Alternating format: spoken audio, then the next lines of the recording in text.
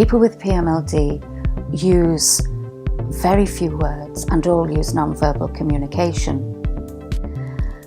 PAMIS have for many years produced communication passports. Their latest project on digital passports will further our ability to communicate with them and to learn from them. My role within PAMIS is as the digital passports worker for PAMIS Grampian. I work all around the NHS Grampian area. I'm out and about visiting families, developing passports and working with practitioners to develop those passports to make sure that people are getting the care that they're needing. Families have told me that the benefits of the passport to them are that the family member that they look after is listened to. It's used very much as a communication aid. So we can look at providing good care, we can look at acknowledging the day-to-day expertise of the families in looking after the person that they're looking after, but also it's so that the families don't have to repeat over and over and over again the same information that they're having to give to people that are caring for their family member. PAMIS has been advocating and helping us for more than 20 years now, and they've been enormously supportive in helping to produce a digital passport for Lauren. And they provided a template and guidance on how to do that. If Lauren has to go into hospital, or if she has a change of staff in her house or in a day service, or anybody actually who comes into contact with Lauren who needs to know more about her, in that passport there are literally hundreds of photographs. There's guidance about her behaviour, about her epilepsy management, other health issues, so that anybody who needs to know about these things can do. Different staff that may work with Dean or hospital staff that may work with Dean can visualise and see how he communicates, but also it would be a good aid in showing people Dean's physio and the correct way of lifting and handling, because I feel in this day some people have everything written down, but reading something and seeing it are completely different. And Dean's a person in his own right, and I think it's important for him to have this aid that he can deliver to people himself. Any information that can be passed to carers or to doctors, nurses, to stop mistakes being made and to keep him safe and well is important. So for us it could be a lifeline to keep a mistake being made. I trust my carers implicitly, but an insignificant change in Sarah's breathing as it's monitored during the night can mean just that, something insignificant, that her tummy's maybe up and it's pressing on her diaphragm and that's affecting her breathing, which would resolve itself. But it can also mean the start of a chest infection, which could mean she deteriorates very quickly and could be very serious. That's really one of the main reasons why this passport is so important, because it's giving everybody an indication of how important it is that the correct procedures are followed. It's just so helpful for us as a family. It's helpful to providers, it's helpful to anyone that needs to learn anything about Rebecca, and it's without that I think I might have been struggling a wee bit for everyone to fully understand, you know, everything that goes on with Rebecca and her complex needs and our feeds and our different meds, etc. So you get an opportunity to see the way Rebecca is in a day, a good day and a bad day. And also I believe we've got footage of a bit of seizure activity as well, because I know for a lot of people they're very apprehensive and worried about Rebecca having a seizure, which is perfectly natural. So having that little film of what happens during a seizure is, you know, for anyone to be able to access that, and it just gives them a wee insight into what to expect. We want to have a lot of photographs of people that are involved in Robert's care, the fun that he has, but we also want to show the nasty side, things that can go wrong, because it's important, I think, that we don't all live in this bubble of sunshine, because life isn't a bubble of sunshine. I think it's important when we have a passport that people see the real life of what really happens, and for me that's how I'll be able to convey that to everybody, good and bad. is so important for the transition process. It's such a great idea. It gives you that wee bit of relief to know that whoever's looking after your child will get to know them a wee bit before they actually get to meet them, and you don't have that anxiety of what if they don't know. They know. It reflects everything that we need for an outsider to know in terms of how we go about making our life comfortable and happy. People with learning disabilities still struggle to access quality mainstream health services, and I see the digital passports as a big step into enabling people to access health services and to communicate their needs to health professionals. The fact that they're so accessible, they're very easily editable, which means that we can keep things up to date and in real time, is a real advantage over the previous paper copies. We've got a responsibility to educate all other fields of nursing in Scotland around the health needs, particular health needs of people with learning disabilities, and developing and using the passports as an integral part of that.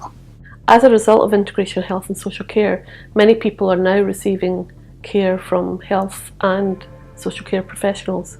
Third sector professionals are also involved in delivering care, and so it's really important that everyone is integrated and have to be working together to deliver the care that people access through the community. There can sometimes be an awful lot of uncertainty about how care ought to take place in one setting and how that translates into another setting. There's a lot of questions about whether or not staff have capacity, whether or not training takes place, and how to actually treat this person as an individual, which is what the epitome of good care ought to be.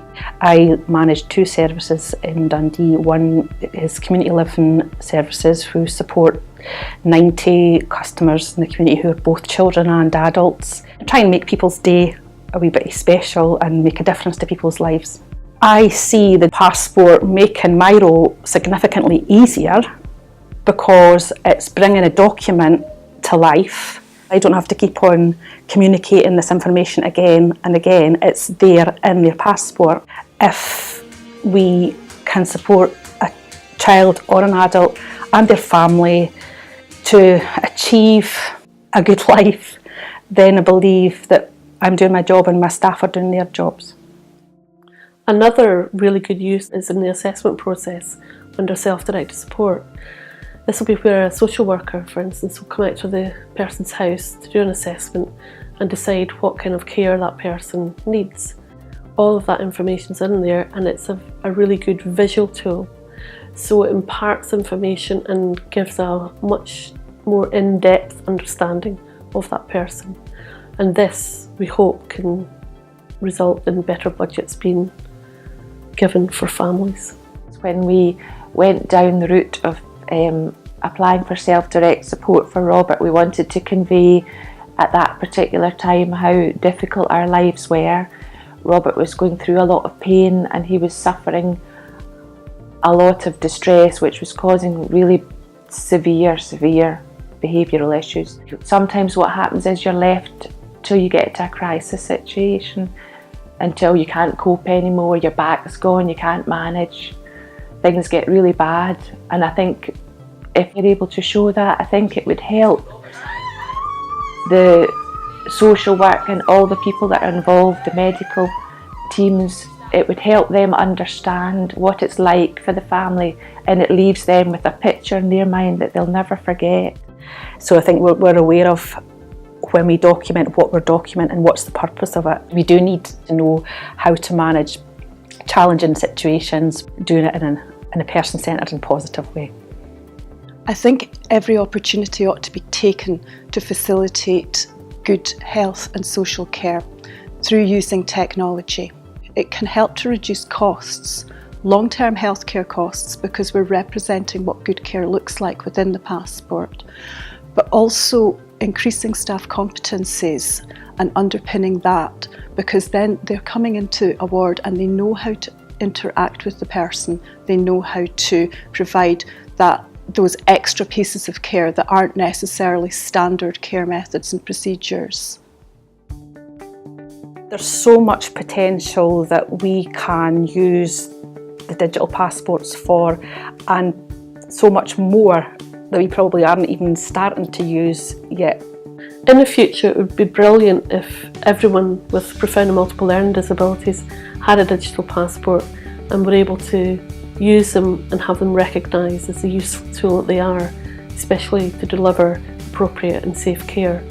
I really do feel that this is a great benefit for PAMIS if they could have all their families with digital passports. It would be fantastic. To see such a great tool for communication rolled out over the whole of Scotland, if not the whole of the UK, to train parents and carers to actually develop the passport themselves so that you can have peer learning and peer support in place.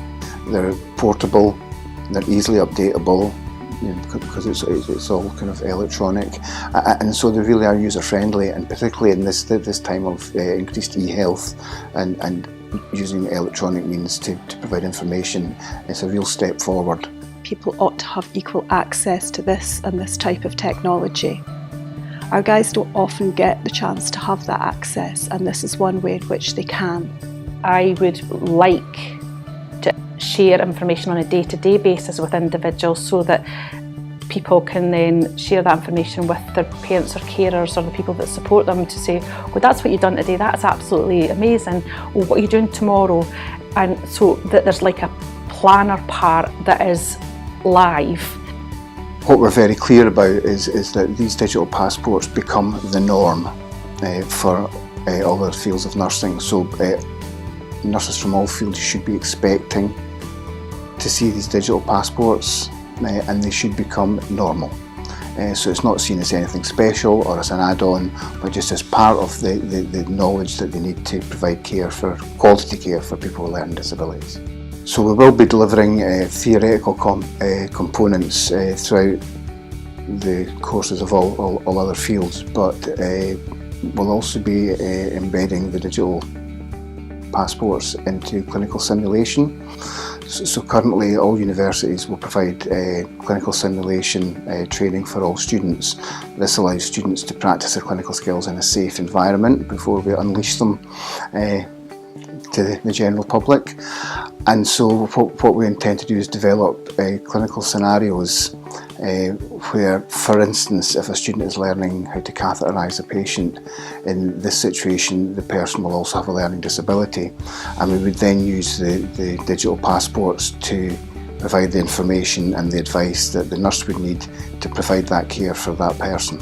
I think that what we're doing with PAMIS in developing these passports for clinical scenarios is a real once-in-a-generation chance to educate all fields of nursing into the needs of people with learning disabilities, and something we're really looking forward to taking forward in the future.